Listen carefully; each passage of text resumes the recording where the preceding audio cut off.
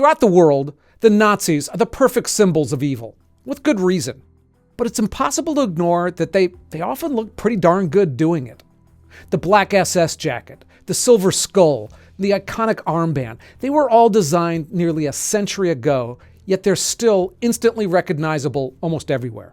Many people still have a fascination with Nazi style, and inspiration from their uniforms and regime still shows up in video games, comics, television, and of course in some of Hollywood's most villainy-looking villains. I'm Ken LaCourte. My deal here is that I research into uncomfortable topics to really understand what's going on, and here I looked into how and why some of the world's most evil men had such a sense of style. To do that, we'll first need to take a quick look at Germany before World War II, because the past really set the stage for the future. Then we'll examine how Hitler used symbols of power and why those types of symbols weren't important at all to the United States and the Allied forces. Then we can get into the uniforms themselves, especially those from the SS. And finally, how both the men and their uniforms became shorthand for evil. Okay, so let's just start a bit before the Nazis existed. Prior to World War I, German uniforms were all over the place. Every kingdom and every regiment had its own colors and decorations. Bavaria wore light blue, Prussia wore dark blue, and so on. Gold cords, plumes, and medals were everywhere. Those outfits standardized into gray uniforms for everyone right around World War I, which completely changed the way wars were fought. Face-to-face fighting gave way to a more industrialized warfare, with artillery, machine guns, and mud. They didn't need fancy colors or ornaments that would make fighting in trenches more difficult. Boring, utilitarian uniforms made the most amount of sense. Then, Germany lost that war and became a truly beaten and broken country.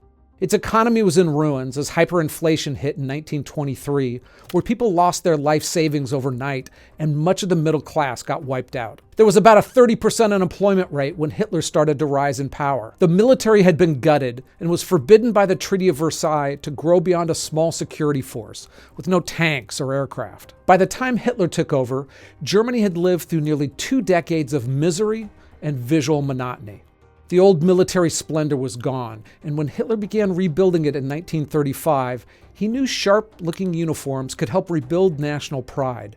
But really, they were just a small part in remaking an entire country. Hey, I did a lot of research on Nazi fashion, but I'm not a historian. If I made any substantive mistake, let me know. I'll address it in the description box. And before I get to those symbols of power, it's hard to talk about totalitarian regimes without thinking a little bit about your own privacy. And if you don't have a solid VPN, you need to get one. Today's sponsor is Private Internet Access, and they're all about encrypting and protecting your data. Whenever you're browsing online in an unprotected device, you're transmitting info which can be seen by various entities you don't know about. PIA hides your IP address and safeguards your internet connection. Think of it like a shielded tunnel for your information from hackers, government censors, ISPs, and others looking to grab it. And if you're ever using public Wi-Fi, you need a VPN every single time you do. PIA software is open source, meaning the code can be audited for backdoors and vulnerabilities. They let you use IP addresses in more than 91 countries and in all 50 US states. So in just one click, you can be wherever you like and be exposed to news and content that may only be available in certain places, even on your Netflix or HBO account. The speeds are fast, and private internet access literally doesn't store your activity logs, so even when courts have tried to come after them to get into that info, it just doesn't exist.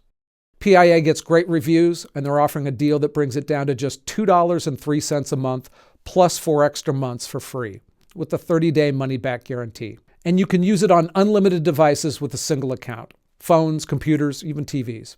That's a great deal for any reputable VPN, especially one like PIA that's trusted by over 30 million people, including me. Check them out at piavpn.com/elephantsinrooms, the link's below, or scan this QR code. Okay, so Hitler really understood the symbols of power. He didn't just rebuild Germany's military strength, he rebuilt its martial identity. He and the Nazis understood that people were drawn to images as much as ideas. Only weeks after Hitler became chancellor, he appointed Joseph Goebbels as his minister of propaganda. Goebbels staged each rally, photograph, and public appearance to show perfect order. They were like well-produced stage shows. The SS displayed straight lines, clean edges, and total control.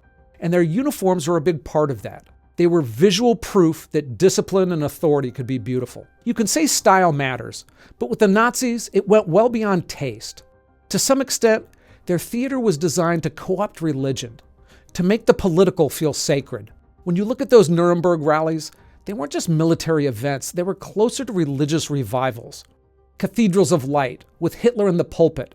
Germans weren't cheering for a party, they were worshiping transcendence after years of humiliation. Filmmaker Leni Riefenstahl turned those rallies into beautiful propaganda.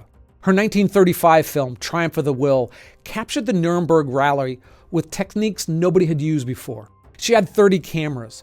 She had built tracks for moving shots, dug pits for low angles that made Hitler tower over the crowds. She filmed columns of men stretching to the horizon, banners rippling in perfect synchronization.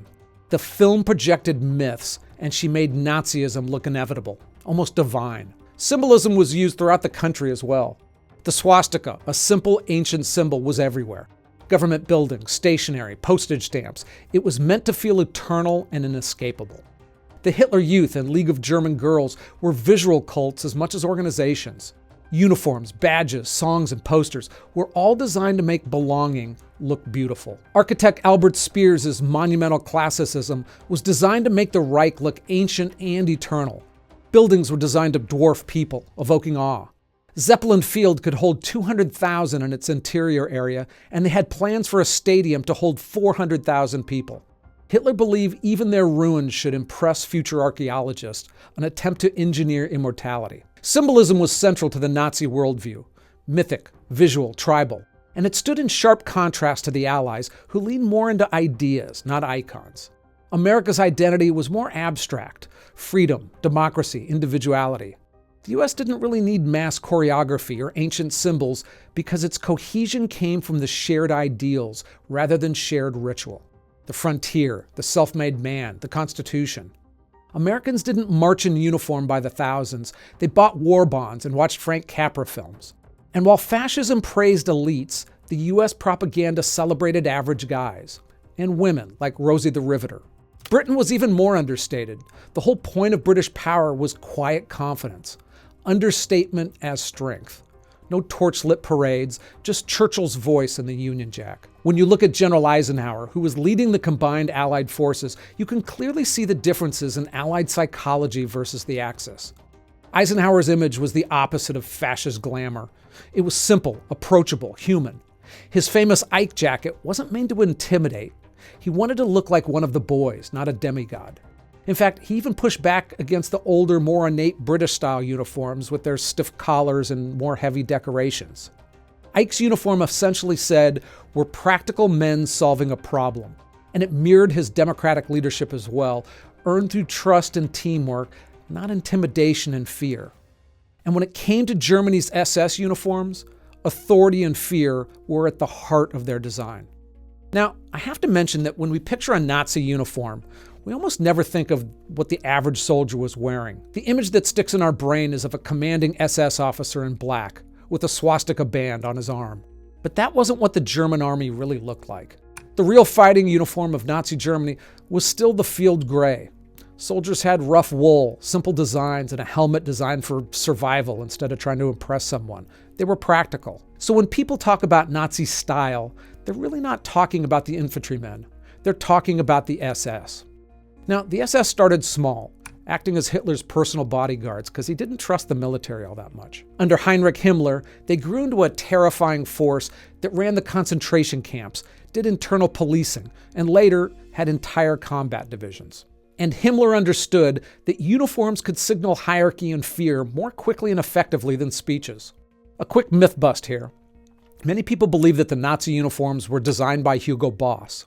That's not quite true, but almost. He and his company didn't design them, but they did manufacture them for the Third Reich. The Hugo Boss factory sewed uniforms by the thousands and thousands, actually using slave labor to do it at the end of the war. The designers of the SS uniform, Karl Diebitsch and Walter Heck, built it with precision, using black and silver, sharp angles, and no visual clutter. There were runes on one collar and the rank on the other, with the skull and eagle on the cap. Most of the Nazi aesthetics were also stolen from other places. The swastika wasn't theirs. It had been a religious symbol for thousands of years across Asia and Europe. It originally meant good fortune or balance. I mean, it kind of sucks that a symbol that was once meant as good luck is now universally seen as the mark of evil, but that's life. The SS runes came from old Germanic alphabets and were reinterpreted as lightning bolts. Even the skull had a long history in German military units. They could symbolize death or defiance, or also a promise that you'd rather die than surrender, or just work to freak people out. Himmler understood the power of intimidation and wrote, quote, "I know there are some people in Germany who become sick when they see these black uniforms. We understand the reason for this and do not expect we shall be loved by all." The color black carried its own meaning. It was the color of secrecy, mystery, sometimes power. Some historians think Himmler took cues from the secretive order, like the Jesuits, who wore black and projected a quiet authority. Others traced it back to Germany's own martial traditions. The Black Prussian Cavalry, the Black Brunswickers, the black shirts in Mussolini's Italy. Black made men look taller, meaner, more unified. It absorbed light and it reflected menace. In photographs and early black and white films, that contrast popped. The black uniforms looked impossibly crisp. The red armbands framed the white swastika perfectly. Whatever else it was excellent branding. I should also note that by the late 1930s, the SS's all-black uniforms had become the most recognizable symbol of Nazi power, so much so that the regime phased it out for combat. Once the war picked up, SS troops in the field wore the same gray-green as everyone else, because there was no one that an Allied soldier wanted to kill more than a member of the SS. We also can't overlook the fact that these uniforms were worn by young, impressive-looking men. The SS didn't just tailor the clothes, they tailored the men inside of them. Early SS recruits were chosen for height, symmetry, and athleticism. They were the ideal Aryan build that Hitler wanted the world to see. Fitness was absolutely touted as a virtue. And the uniforms themselves, they were tailored to reinforce that image. Officers could have their jackets custom fitted, which is a huge part of the final presentation. Their goal? A perfect uniform on a perfect body, all representing proof of a perfect regime. And that clean silhouette, black, white, red, silver, looks so good on camera that even decades later, directors would still use it to dress their villains. It became a shorthand of evil for generations.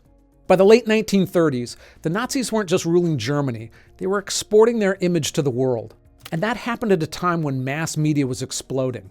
Film, newsreels, and photography, they could suddenly travel faster than any army, and the Germans unlocked how to use it. Then suddenly, they lost, and it was all over. After 1945, that striking look was forbidden. Germany banned Nazi symbols, and outside Europe, the style quickly disappeared. Militaries learned the hard way that too much design can be dangerous. The Nazi look had proved too potent to repeat. But after the war, Hollywood gave the Nazi uniform a second life. From The Dirty Dozen to Indiana Jones to Inglourious Bastards, directors kept dressing villains in the sharp SS gear. Even when the films mocked or destroyed them, the image worked.